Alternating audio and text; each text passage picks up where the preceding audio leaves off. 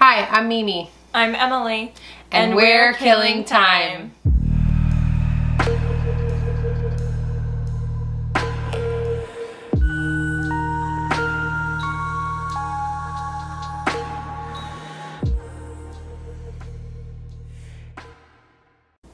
It's a show about true friends Talking about all things true crime.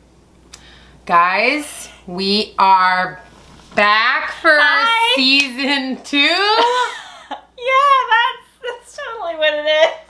Season 2. Hey. Cheers. You didn't forget Season about us 2, on our hiatus, did you know? I hope we didn't lose you guys. All 12 of you. And just so you know, there's more than 12 of you. There's thousands in 12. Oh, Lord. Thousands. Don't look that up. You don't need to worry about that. You don't need to worry about it. Just trust us. Just trust us. We're trying to manifest here, okay? And speaking of manifesting, subs for the tub. Yeah, what What the heck, happened guys? to that, guys? You have until July 1st. July 1st. That's in like 3 weeks. To get us to 1,000 subs. 1,000. We only need 950. Guys. That's nothing. Come on, you guys. Do you even want to see us in a bathtub? I don't think they do.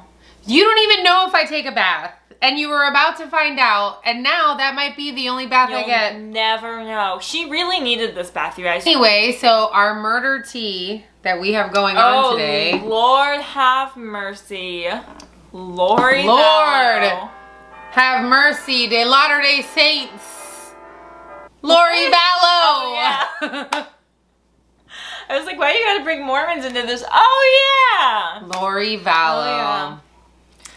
So if you guys don't know who Lori Vallow is, for those of you that do know, just hang back and watch our cuteness. Just hang back, hang tight. We're gonna do a quick little review because there's not enough time to cover all of it because it's so much. Okay. But you guys might remember. Yes. 2019? Yes, you might remember 2019. I was double checking the year. I don't remember 2019. 2019. JJ and Daybell Vallow were two kids that it went national. They were missing.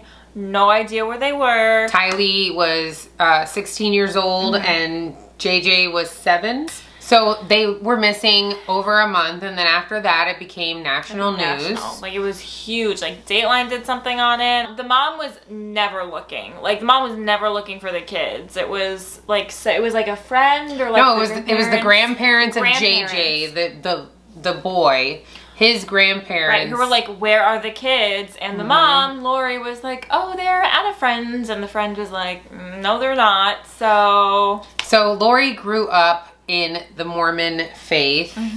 She's from California, Southern California. She grew up in the Mormon faith her whole life. So she got married immediately after high school.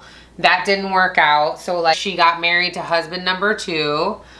That only lasted. We're giving you spark notes, like the spark notes of the spark notes right now, because then we have some updates. So then husband number 2 didn't work out, and then husband number 3 happened. And his name is Joe. And then when she was with Joe, they bought this house with like a ranch house. Yeah. And that's when she was competing in the Miss. It was in Texas, the Texas. It was like a local. Yeah, it was like a local Mrs. pageant for like moms, like sexy ones.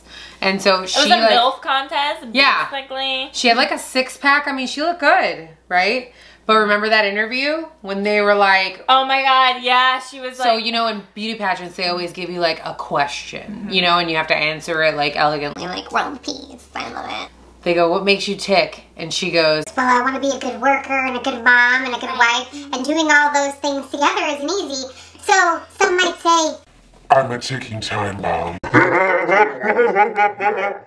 Yeah, she's like, I'm a ticking time bomb. okay. Girl. Fast forward. So that marriage to Joe did not work out. He like just like was a confirmed bachelor until his 40s until he met her.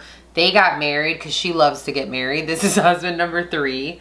It doesn't work out with that husband. She alleges that he's sexually abusing their kids, right?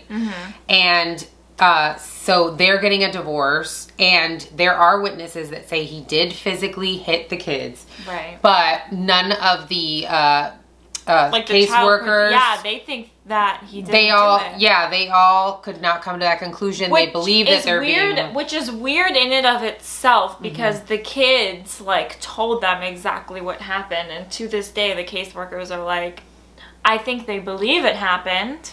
Yeah, they think that they're being manipulated by Lori, and I kind of think so too. Isn't a stretch. So it is not a stretch. During this divorce with this guy, she's trying to get her kids taken away from him, but it doesn't work, and he gets visitation.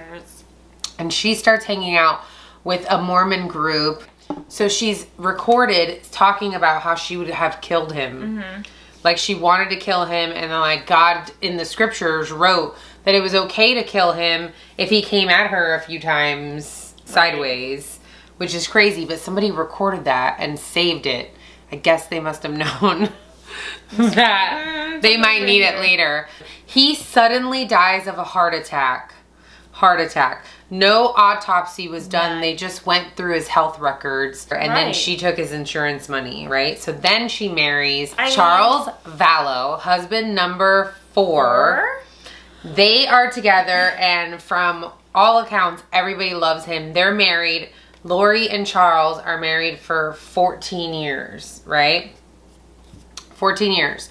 Oh, and he's like really good friends with her brother, Mike. And her brother's weird. Her brother is a whole other thing. He's creepy. A whole other thing. He does like impressions, and like, you know, he did an Elmer Fudd. I heard it sounded good, but he's creepy. He's weird. He wants to be a stand-up comedian, and y'all know from my other episodes, stand-up comedians were a fucking wreck. So they say, like, her friends say that she was always kind of fascinated with death. And let me tell you, I actually feel like, in my personal opinion, there is a large amount of people in the religious community that they seek religion because they need more comfort in death. Because, you know, death is something that they have to come to terms with, and they have to be okay with it, and so they seek religion for that. It happens to literally all of us, unless there's something some of y'all know that. So I feel, so I feel like a lot of religious people are really into death. Just saying. Yeah. Then she starts listening to, she starts reading books. They're like fiction books about doomsday and the apocalypse. They're written by like this famed like Mormon... Chad Daybell. Chad Daybell, this like Mormon writer. Yeah, he's a Mormon too, but he claims these are fiction books, but he also claims that he saw the like visions of the apocalypse and the end of time.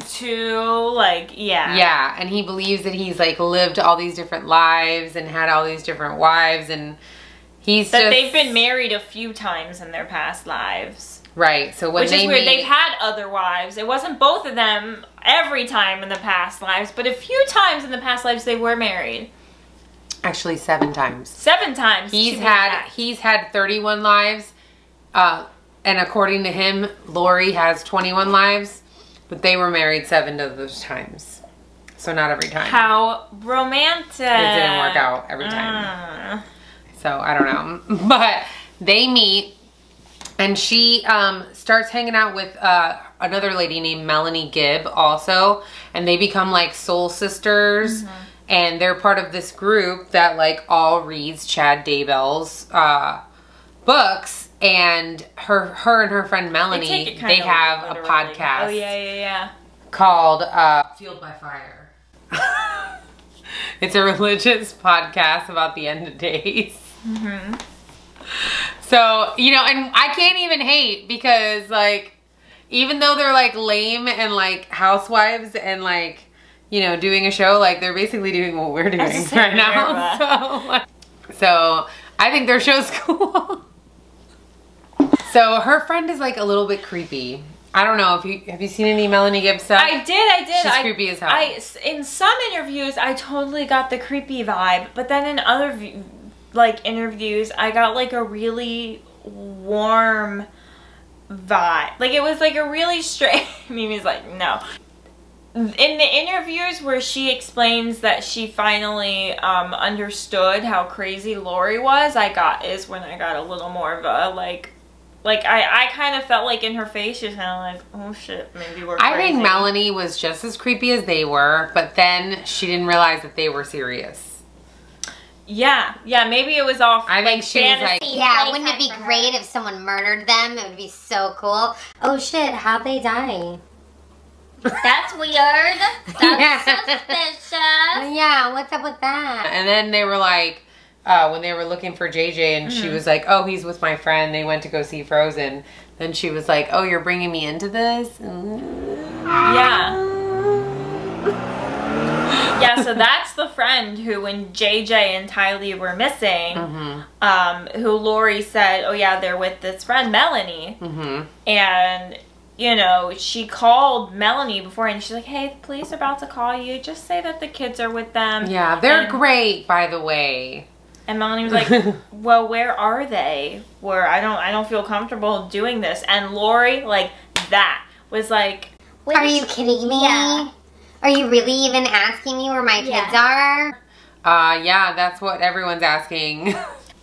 No one can find her kids, you know? So fast forward, as she meets Chad Daybell, they become friends. She starts doing he starts like guest appearing on on our podcast with her. There's like a couples sleepover party that they had. I don't remember hearing at Lori's house. And he drove 13 hours to go without his wife. Oh yeah, did we? Oh yeah, he was. Did we hesitate to mention he had away for 30 years? 30. Like in the same current lifetime. The one that This our lifetime. lifetime. Yeah, the one this that realm. we're all talking about. Yeah. So, and she at the time was in great shape and was training for a marathon. His wife. Anyway, so he's hanging out with Lori a lot, Chad and Melanie, and they're, you know, she's just like bringing her friend and they're both like, you know, like flirting with him and stuff. And he's coming out with all these like fiction books about the apocalypse, which his wife is like a total nerd and she's like helping him do the business. Right. She had to like go back to work so that he could be an author. She probably thought they were like, oh, I love sci-fi. I love how he's coming up with these creative things. Meanwhile, he's like, The prophecy. Meanwhile, he's using it to get religious groupies. Yeah. What? He's like, I was married to you, bitch. You my hoe for eternity. Can you imagine? What a pickup line. yeah. What a pickup line. Like, can you imagine walking into just some church and being like, Jesus has spoken to me. We were married before. I think it's soulmates. Oh, okay. bam! There you go. Married before, bitch. I know what them lips do. And she'll be like, you do?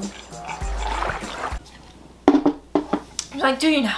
Oh, good Lord. Yeah, and that's what happened. She's hanging out with Chad. They're friends at this time. Melanie and him, they're doing podcasts with her, and like they're all friends. But still Lori is married to Charles. And Charles is starting to get a little suspicious about this Chad guy and what this Chad guy's been doing around here lately. Yeah, and then all of a sudden, Lori's brother calls in the 911. I accidentally shot my brother-in-law. He shot him. He goes, why? Was he drinking or cussing at you? He goes, oh, I don't know. He was just really aggressive. Like, wasn't it like in the morning? Was taking the kids to school? Like, this was like in the morning, like a weekday. Yeah. Just a random weekday. So that's husband number 2 that is dead. No. No, that's her second husband that is That's dead. her 5th husband. Her 5th husband, the second that has died. Right. But a week or like a month before that, there was police body cams where he had called the police. He was so worried. So she had accused him of cheating after he accused her, or not accused her, but questioned her on the Chad Daybell friendship that she had. Well, she claimed to have had proof that her husband was cheating on her. So while he was away on a trip, get this, she canceled his return flight. She canceled his return flight. She took his car from the airport and moved it. And then she wiped out his bank account. Girl. But anyway, he came home. And then he comes up to her and he was like, what are you doing? And she was like, I don't know who you are. You're not Charles. You've done something with him. Right. They kept calling him what? Like Neil Schneider? Yeah, like something. Some demon that they named Schneider? Like that he was like impacted with like demons and the devil. And this dude was so freaked out by his wife. He told his attorney, I think she might kill me. Yeah. Yeah. So he wanted to get a psych evaluation on her. She went in. And the cops like licked her butt and were like, we don't see you having an issue with anything. You can go after like 30 minutes. But she called herself a translated being. What does translated being mean? I don't know. I don't either. I don't know what that means. They're translated? I don't think she ever explained it either. Yeah, I don't know what that means. So basically, she just made it seem like it meant she was better than everyone and she knew everything and she had a relationship. Yeah, she was like a chosen one for the second coming. Yeah. So she claims to have been like a deity, like the chosen one for the second coming. Yeah. Like and she gets to go, like when the rapture happens, which is relatively soon according to her, she gets to go. No, it was supposed to be 2020. June 2020. It didn't happen. Well, let's talk about that in a minute. Because when they predicted that the end of the world was going to happen was when they got arrested. Yeah, exactly. Maybe you were right. Just it was just the end of the world for you. End of the road, I think. End of the road, yeah. Anyway, so Charles Vallow is dead. So Charles Vallow is dead, and there's no autopsy on him either. Yeah. Because it was just the shot. Now, when her brother called in the 911 call, they were giving him instructions on how to do CPR, and he said that he had given him 2 bullets to the chest, so they assumed that he should have been bloody. He was completely clean. Yeah. And then if you're on the phone saying, okay, I'll give this shot person CPR, and at least have blood on your hands. A second, like a few minutes later, and you're completely clean. Yeah, it was strange. It's like you didn't do it. It's almost like you wanted him to die. And then she wasn't at the scene, but she was there when he got shot. But then she goes and drops off her kid. She stops at Burger King, takes her son to Burger King to get him breakfast, comes back. Gets to the scene, and they're like, we're sorry to inform you, ma'am, you know, your husband's been killed. She's like, oh, we just got here. Sorry, neighbors. Sorry, neighbors. Like, what? She was, like, super relaxed. They brought her in for questioning. Her and her daughter's stories matched at the time. Yeah. But then, like, 2 months later, her daughter and her son go missing. And all of a sudden, Chad Daybell's wife posts something that a man with a paintball gun was behind her car. Yeah. And she like posted saying like, I asked this guy, what are you doing? What are you doing? He tried to shoot a bunch of times, but there was no paintball pellets in the paintball gun. And he didn't say anything. Weird. And he just like ran off. Didn't make any sense. And then she posted that. And then a week later, she allegedly died in her sleep. She was very healthy, super smart, in great shape. Like a sweetheart. Like, like pillar of her community, and helps her husband with his, sci-fi. with his sci-fi writing career. And she just ends up dead. And they ruled it natural causes. She died in her sleep. Yeah, weird. Weird. What? Make it make sense. What is this? No. And then she didn't get an autopsy.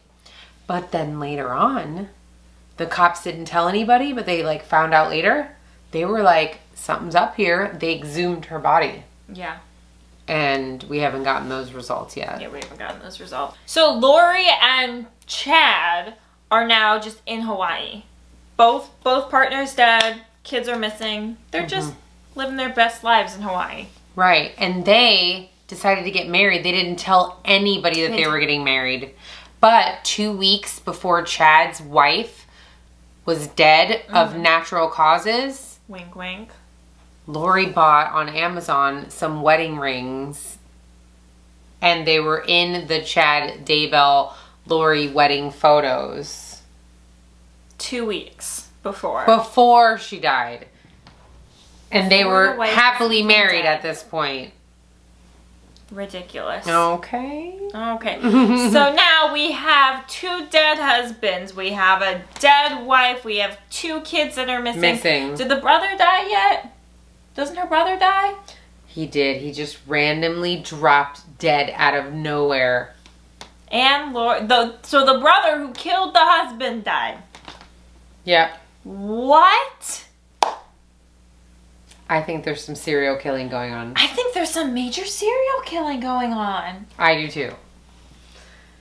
So now, in this religion, this like separate from the Mormon religion that Lori and Chad are into, they call it the Church of the Firstborn. Yeah.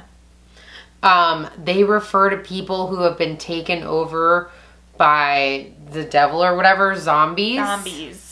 They're zombies. And they're not the chosen one, so you're either the chosen one, the like 144,000 that are going to be here to survive the second coming, or you're a fucking zombie. You're a zombie. That's it. People had heard her Makes total sense to me, right? I mean, come on. People had overheard her referring to her own children as zombies. Okay? The ones that are missing. Yeah. She hasn't reported them. All of a sudden, she's in Hawaii getting married to someone after her husband was dead, killed by her brother, who already just died. Now all of a sudden, she's marrying her friend. What? That's weird. A month after his wife tragically, suddenly died of natural causes. Dies in her sleep. What? This is like a trail of dead people. Yeah, I can't even keep up. There's a lot going on. I can't even keep up. So long story short. Long story not so short. The sad part is they find the recovered remains of the How did they find them, my friend? They checked for pings on the cell phone of the brother, and it pinged to the yard of Chad Daybell's house where he had a pet cemetery and a fire pit, like on his acreage of land. It was the brother, wasn't it? Yeah, it was his phone. Yeah. The brother who mysteriously died. Yeah. So every time his phone number pinged, it was always at that house, but there was 2 occasions where it was in the acreage of land. When they found where the pings were, they started digging there. Yep, they got cadaver dogs. They got a whole crime scene unit. They found JJ's little body, right? Then they dug into another spot, and they found chopped up, burnt up pieces of sweet little angel baby 16-year-old Tylee. Chopped up and burnt. Despicable. What? Despicable.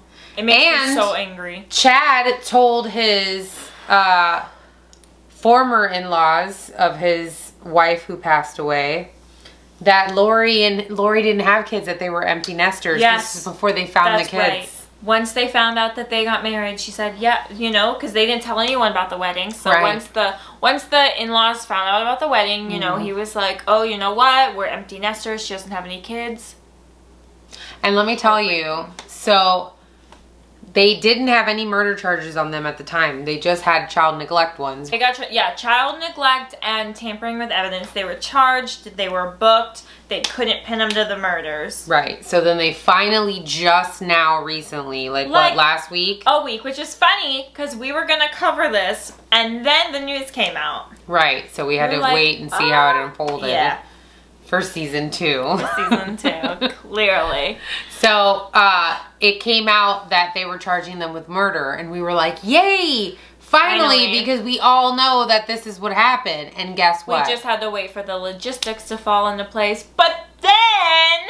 bombshell. This bitch gets a psych eval and isn't fit to stand trial. Hey, Chad? So, like, you said that it was the end of days, yet I'm in prison, and now I have to pretend to be a crazy person and shit on myself so I don't stand trial. Meanwhile, she had a psych eval when her husband, Charles, asked for one, and they let her go in 30 minutes, and now he's dead. But now she's unfit to stand trial. What is the world coming to? Now, does this mean there will be no justice? Or does this mean her new bae is going to take the rep for all of it because he is competent to stand trial? Oh. I'm real excited to see it unfold because I wonder if he says everything. Now that she can't be charged because she's unfit to even have a trial for it, I wonder if he's just gonna take a reduced sentence, or I don't know if their state has like a death penalty, or be like, take death penalty off the table and I will tell you everything she did and said. Yeah, like, will she have to be, like, keep being reevaluated to make sure she's never well to stand trial? Or, like, what? Like, I don't get what this means. I don't get it. But what I also want to know, we gotta look into the other deaths. Yeah. What is going on? Because everyone pretty much knows the story of JJ and Tylee, you know, because they were this national news. Mm-hmm. I don't think that many people understood how many husbands she had, how many the trail of bodies that she had. She's a straight up serial killer, guys. I think she might be. Lori Vallow. And now she's too sick to stand trial. I think she's manipulating us all. Yeah. Yeah, I think that's a given. So we don't know if this is part 1 of the Lori Vallow story or if this is part all. So this is like But we gave you the spark notes of the spark notes. Yeah, this is a definite maybe. This is definite maybe. We will say that if any breaking news happens, we are gonna definitely let you guys know. We do have on our Instagram at Killing Time Show, we have a highlight for news, so you can go click back through that whenever there's breaking news about a case we've covered or just a really big one. Or her fire memes. Yeah, I have fire memes on our page Sexy too. selfies with like the wind blown.